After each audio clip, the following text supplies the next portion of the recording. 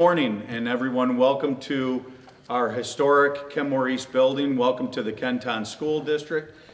First, I would like to thank the Kenmore East community. Actually to begin, my name is Sabatino Samato. I am the Superintendent of Kenton.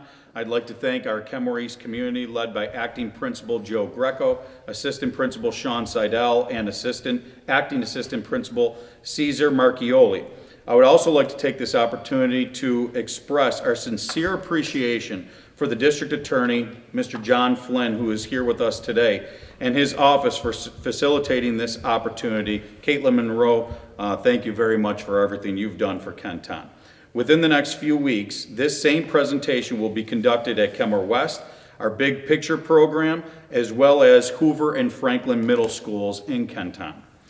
We know that we are in a very unique time in our history. More than ever before, our students are exposed to tremendous opportunities in learning, especially through the use of technology. But with this opportunity comes many challenges that we must continue to be ahead of the curve and address before they can actually turn into potential problems. The lessons our students learn today, being careful about what they post online and anti-bullying, is extremely important. There were times in the fall and in the winter in which concerning screenshots or rumors circulated online which impacted our schools and our district as a whole. These incidents create a great deal of alarm for our students, families, and staff. It is more important than ever before to remind our students to be careful of what they share online because of the potential consequences they face for using technology inappropriately. It is wonderful that our students have technology at their fingertips, but we must continue to educate on how we use that technology wisely. In fact, during this morning's presentation by our DA's office, it was emphasized how colleges and employers do a deep internet search on all their potential candidates. It's important for students to realize that. It is essential for students to learn about cyberbullying and being safe online. This aligns with our strategic plan, the Kenton Forward, which is our long-term blueprint to continuous academic achievement.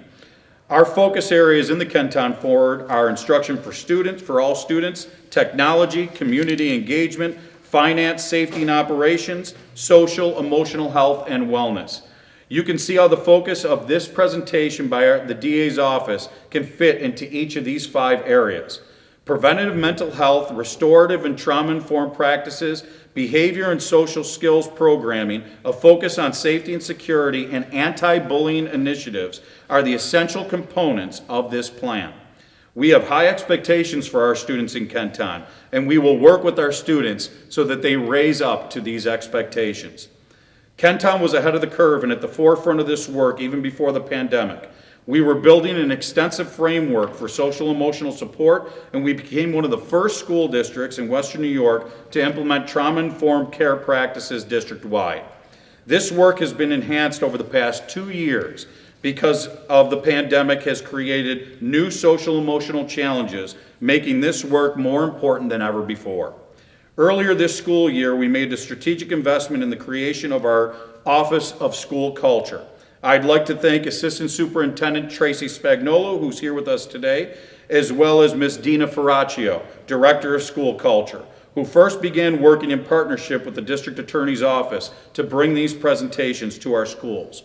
We have prioritized this work in Kenton with numerous initiatives to improve social emotional outcomes and keep students and staff safe. Colleagues, this is an unprecedented time that we must have our eyes wide open to the challenges that our young people continue to face. Through initiatives like this and deep partnerships, I am confident that we will remain proactive in meeting the needs of our students.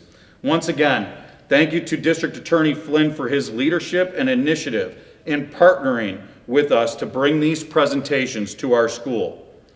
The safety of our students and staff is paramount, and we are very fortunate to have such strong partnerships with local law enforcement, such as our District Attorney's Office. And now, please help me and please join me in welcoming District Attorney Flynn to the microphone to hear about the important programming and his address. Thank you, sir. Thank you. Appreciate it. And again, I want to also thank the Kenton School District Superintendent Samato, along with the school board president, Matt Shamera, and the assistant principals and principals here at Kenmore East, along with the principals and assistant principals at all of the elementary schools and middle schools of the Kenton School District. Superintendent Samato talked about leadership. It's his leadership in recognizing this important endeavor. It's his leadership that has invited me into the school system here in Kenton to tell the students the dangers of not only social media, but the dangers of violence in general. We are seeing, as Superintendent Samato stated, an unprecedented amount of violence in schools, not only here in Buffalo and Erie County, but across the country. I don't need to tell you all what this nation has faced when it comes to violence in our schools over the past 20, 30, 40 years. Far too many incidents. And when I took over as district attorney, one of the things I wanted to do was establish a school liaison program. That was one of the first things I did back in 2017 when I took over, where I modeled it after my police liaison program.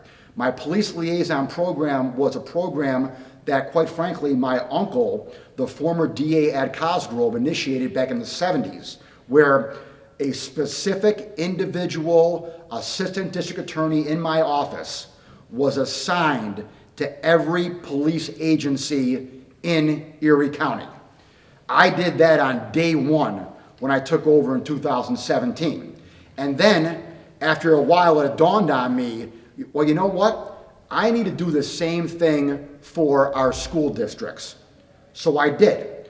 I have an assistant district attorney individually assigned to every school district in Erie County. And that school district now has a liaison in my office that they can call for whatever. A violent incident, training, education, coming in and talking to students, whatever needs to be done. It's that relationship with law enforcement and our school district across Erie County that fosters a safe environment, not only for the students, but for the staff as well. It's not just about students, it's about staff as well. Remember, 2 weeks ago at McKinley High School, a staff member, a security guard, in addition to a student, got shot. So this is about student and staff members at all of our schools throughout Erie County. And, so since the beginning of the school year, unfortunately, we have had a number of incidents where there have been threats that have affected schools. Lockport High School had 4 of them between September and December of 2021. 4. Batavia Schools had 1. Olean City Schools had another. Allegheny Limestone had 1. Niagara Falls High School had 1. Pine Valley had 1. Gowanda, Southwestern, Western Middle School in Erie, and Grand Island Central Schools in Erie County as well. So it's not just Erie County. It's Erie, Niagara, Genesee County, Cattaraugus County, Chautauqua County. It's all over. It's all over Western New York. It's all over the nation. And these 13 separate social media threats since the beginning of the school year closed down the schools for periods of time. McKinley High School, as we all know, was closed down until Monday. As the superintendent mentioned, they had here in Kenton a number of incidents earlier in the year where there was some things said on social media. Again, I get them too because my kids go to school here. Fortunately, it did not rise to the level of having to shut anything down, but it was still. In addition to those 13 right there that closed down schools, there have been hundreds of others that have not fortunately led to a close down. But the incidents were still there. The threats were still made. So what happened today, you had the 8th graders here at Kenmore East sitting in this auditorium right here. One of my assistant district attorneys, Alicia Lilly, came here and spoke to the 8th graders about cyberbullying, about school threats. And we've done this all over Erie County since the beginning of the school year. We've had a number of these training sessions throughout the city of Buffalo and throughout Erie County. We've had them at West Hurdle Elementary School, Dr. Lydia Wright Elementary School, a number at Southside Elementary School, a number at iPrep. Beside Kenton, Eden Middle School took advantage of this. We went to Eden back in September. We've had presentations at Discovery School, along with Bennett Community Campus. And Kenton now has taken advantage of this. On March 9th, we were in Franklin Middle School. Yesterday. Today, we're in Ken East. Next week, we're going to Hoover. After that, we're going to Ken West. So, Superintendent Samadi here has recognized the need for this, as had the Buffalo Public Schools and other suburban schools throughout the country. I decided to come here today to showcase, quite frankly, Ken East. All 5 of my children went to Ken East. My youngest daughter, who's in the background right now here, Gracie, is a senior at Ken East. So my last of my 5 children now have all gone through the Kenton School District, and I, quite frankly, can't say enough about the Kenton School District. I chose to have my kids go here. I chose to live in Tonawanda. And my children have benefited from the leadership of our great school board president, Matt Shamera, and our great Superintendent Samato. My 5 children have benefited from that, and the least I can do is to come here today and thank you, sir. Thank you. Thank you for your leadership. Any questions? Yes. Why do you think there is this increase in the cyberbullying? Have you done any studies that show why there's an increase? Because I believe that it is much easier to threaten someone on social media. I mean, we've all heard of the phrase going back to when we all were kids, when you hear about beer muscles, all right? When people drink too much, they get beer muscles. It's the same on social media. You get social media muscles because it's much easier to threaten someone when you're not looking at them face to face. And again, obviously, just the expanded proliferation of social media throughout, I mean, you name it, TikTok, Snapchat, Facebook, I mean, every day there's a new platform out there. And so every day you have a situation where more and more kids can get on a new platform. And when you get the more platforms you have, the more chances you have for kids willing to do something and hurt someone on social media. And they have to recognize that. They have to recognize that those seem to be, in their mind, harmless comments that they make can lead to violence. Obviously, I can't go into too much detail because it's still under investigation, but I can tell you that the incident at McKinley High School 2 weeks ago, there was a social media component to that. So There was a social media component that ultimately led to a 14-year-old getting stabbed in the parking lot 10 times and a security guard getting shot in the leg, and another student getting grazed by a bullet as well. I'm not saying it was all because of social media, but there was a component to it, and that's what happens when things go too far. Yeah, not it. No. Yeah, why do you think talking to these students is going to be effective? You said there was an assembly already. I mean, sometimes assemblies will go in one ear and out the other. Absolutely. I was sitting there 30 years ago, no doubt about it. Okay. Natalie, though, you got to try.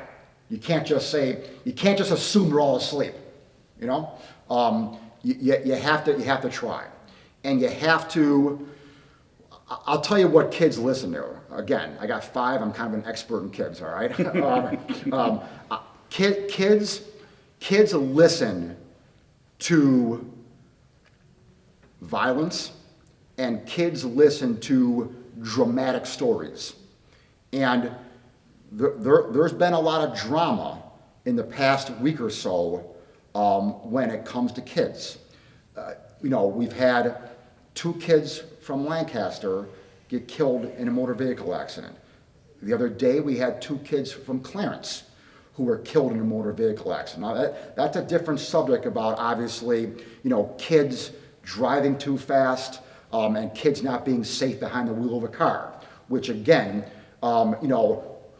we also in my office kind of incorporate that around prom time, where we come to schools and talk about the dangers of drinking and driving and the dangers of kind of driving in general around prom season, which coincides with graduation season.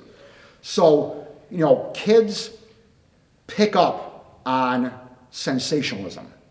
And so if you can impart examples, knowledge about tragic things that happen, like a 14-year-old getting stabbed 10 times in a high school parking lot. They can visualize that in the Kenny's parking lot here. They can visualize, what that scene is like. Even though it happened at McKinley, you can visualize that if you're an 8th grader. And so you hope it gets through. You got to keep trying.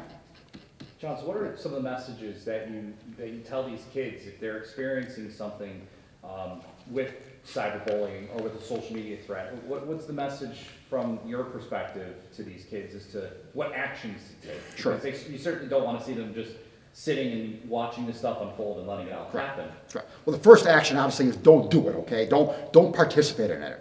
Don't. I always tell my kids, before you press that return button or enter button, all right, think twice. So think twice before you, press the button on your cell phone or press the button on your computer. That's the first message. The second message is, if you see it, report it. Tell someone. If, God forbid, you're a victim of it, tell your parents. Tell a teacher. Tell a counselor. Tell whoever. Tell someone about it because, they can do something about it. They have the resources here in Kenton to help the kids out. Buffalo Public Schools, they have the resources to help kids out. And so you got to not do it, and then you got to report it when you see it. I know that you're out here talking to these students at Kenmore and other districts throughout the county, but what other programs is there available from a county's perspective, at least, in terms of trying to avoid similar incidences from occurring as to what we've seen at McKinley or some of the other threats that you pointed out earlier? Yeah, again, we have a lot of things at our disposal. We have the gun violence impact panels that we do in the Buffalo Public Schools. We gear the gun violence to mainly the inner city schools in the city of Buffalo, because that's their biggest threat, quite frankly. So we have the gun violence impact panels. We have the cyberbullying social media panels that we do mainly in the suburbs, but also in the Buffalo Public Schools as well. Like I mentioned earlier, we have, again, the past 2 years of COVID, we haven't been able to do it, but hopefully now we're getting out of the COVID here, and we can do it again, this spring, where we have a, prom graduation impact panel, where we come to schools and talk about the dangers of drinking and driving, drugs and driving, and we do that. We have, now again, I'm hoping there's going to be money for it this year in the state budget, because there wasn't when they did it last year and they passed the marijuana legalization, where I asked for money for education. And so I'm hoping that Albany puts some money toward that this year in their budget, and then if they do, I'll be back here, and others will be back here to educate the students on, hey, even though marijuana is legal now, you shouldn't be driving under the influence of marijuana, and again, it's only legal for 21 and above, not you.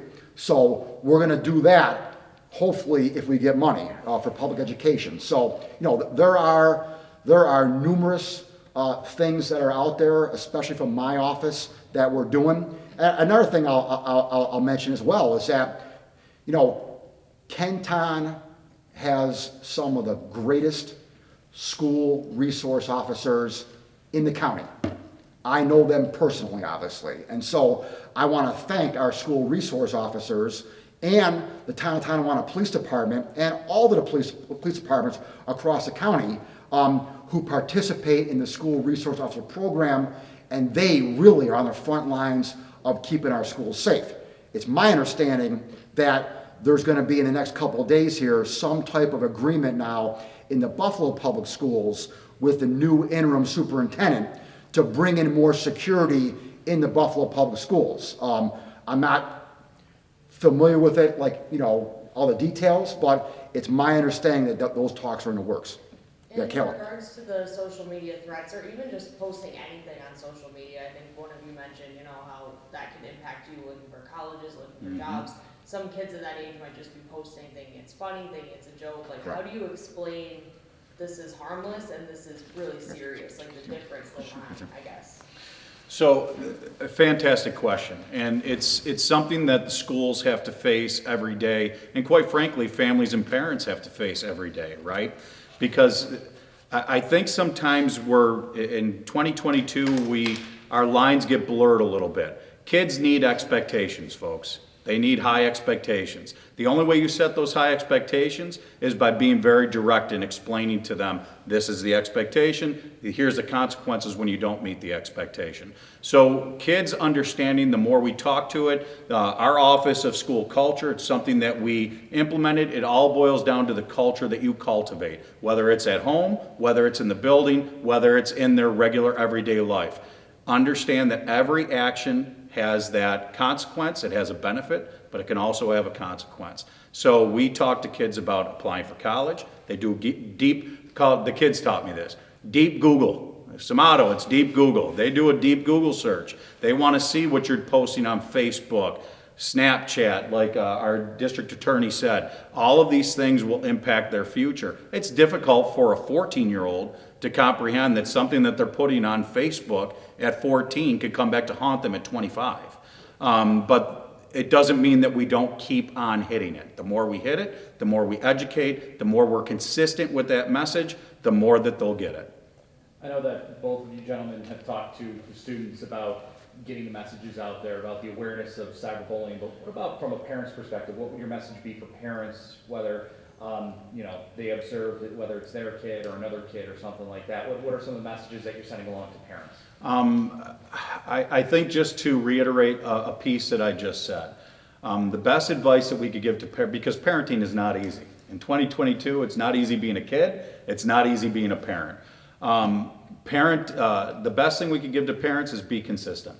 Be consistent, talk to your children, understand that there are a lot of things that your children are exposed to when they're not with you, and continue to have those conversations, but also have the high expectation for your kids, right?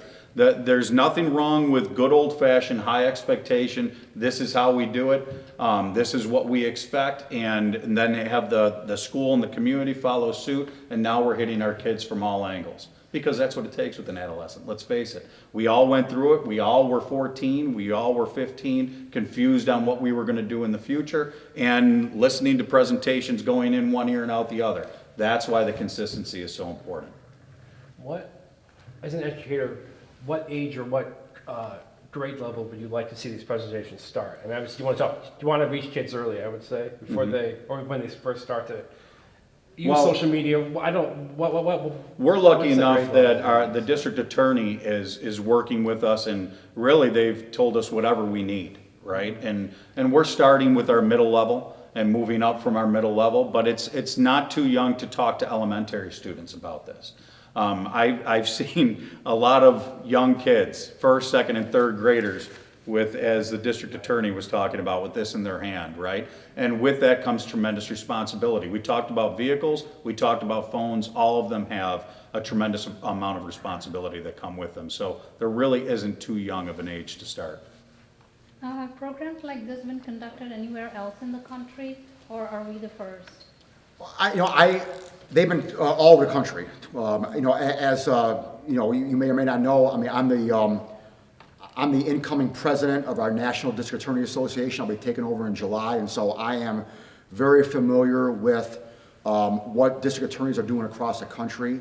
And so, this is a thing that, listen here, district attorneys are in schools all over this nation because, listen here, the district attorney is the chief law enforcement officer of their county or their district, wherever they are. And so, as the chief law enforcement officer, we have a responsibility. And that responsibility is to keep our communities safe. And, when it comes to the pecking order of places that keep safe, everyone should have schools at the top of the list. And I think that we all know that. Any other questions? Anything else? Okay, thank you. Thank you. Thank you, sir. Thank you.